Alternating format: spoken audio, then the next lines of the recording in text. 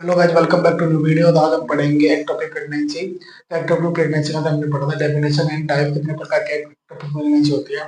तो आज हम बात करेंगे साइन एंड सिम्टम्स एंड उसके किस किस चीज से डायग्नोसिस किया जाता है, ब्लड से या फिर बीटा एसिड नाम के। तो हम इस वीडियो के अंदर जानेंगे डिटेल से, बने रहे इस वीडियो के अंदर एंड तक। बात करते हैं साइन एंड सिम्टम्स किसके बारे में, एक्टोपिक प्रेगनेंसी के साइन एंड सिम्टम्स के। तो सबसे पहला होता है कि vaginal bleeding and spotting.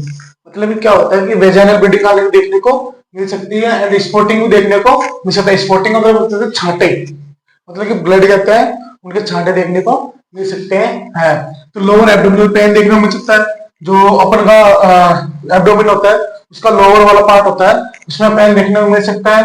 And may be radiate to the back and thigh and shoulder.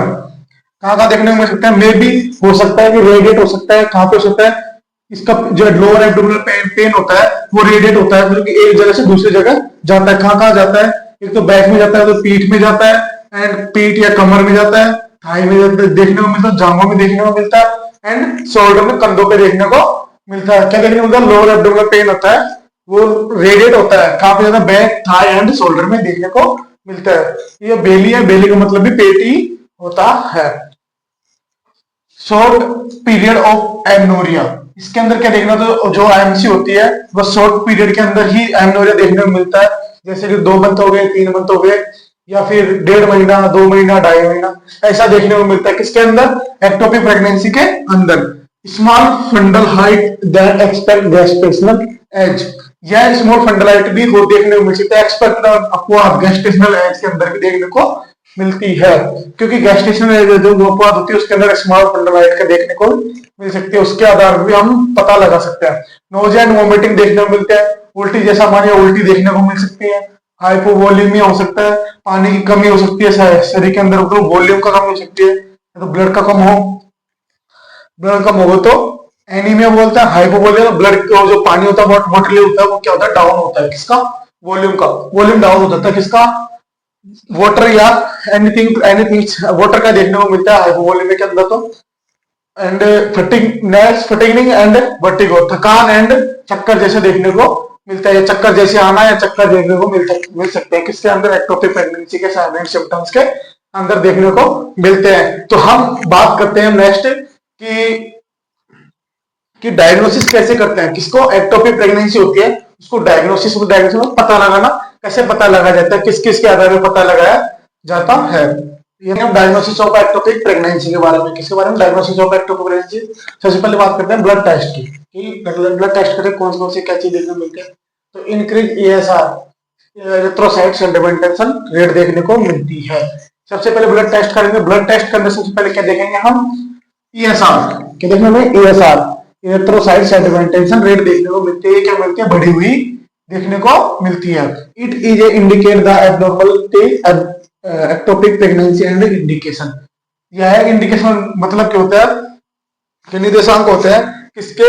Ectopic pregnancy को होने किसकी वजह से? इंक्रीज द ईएसआर की वजह से एब्नॉर्मलिटी पाई जाती है। इंक्रीज ईएसआर होने पर तो प्रेगनेंसी इंडिकेशन भी देखने को मिल सकता है या कहने को कह सकते हैं।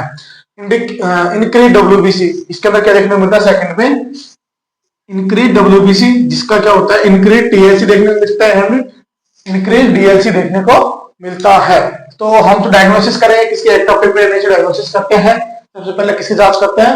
ब्लड टेस्ट करते हैं। ब्लड टेस्ट के अंदर सबसे पहले क्या देखेंगे हम? सबसे पहले देखेंगे ईएसआर। क्या देखेंगे?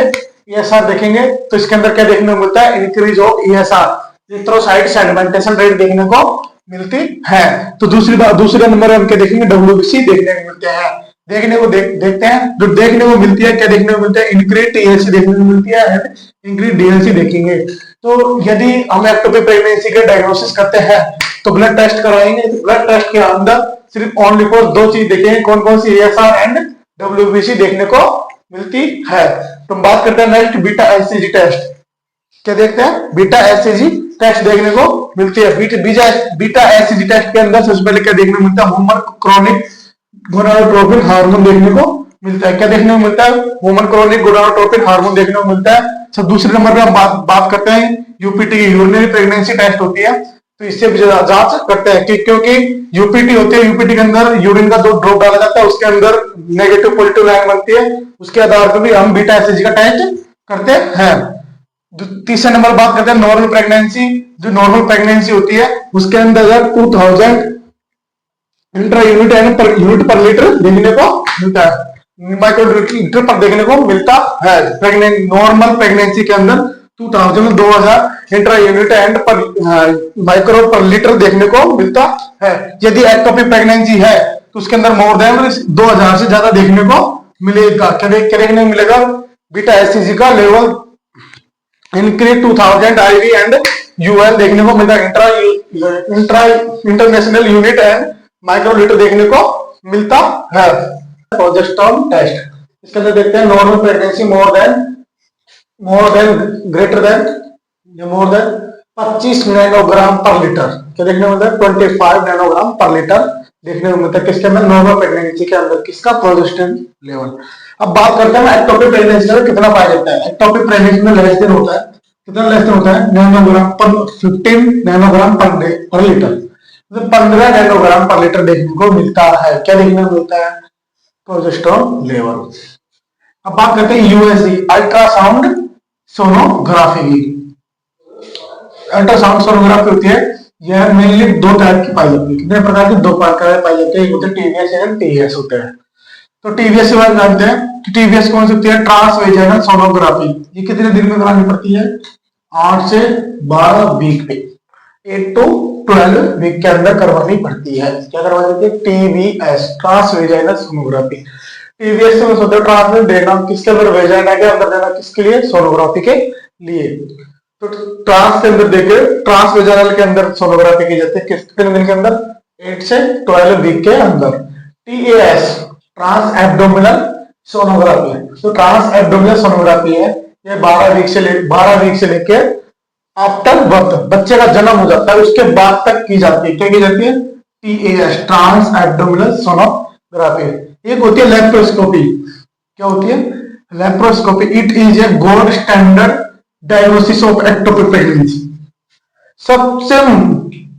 सबसे बेस्ट जो हाईएस्ट क्वालिटी और होती है वो होती है लेप्रोस्कोपी। किसके लिए? एक्टोपिक प्रेगनेंसी के लिए, डायग्नोसिस करने के लिए। किसके लिए? डायग्नोसिस ऑफ एक्टोपिक प्रेगनेंसी के लिए क्या होती है? लेप्रोस्कोपी होती है। आई होप आपको वीडियो पसंद आएगी। पसंद आएगी तो लाइक एंड सब्सक्राइब जरूर करें। तो हम नेक्स्ट वीडियो के अंदर पढ़ेंगे मैनेजमेंट ऑफ एक्टोपिक प्रेगनेंसी।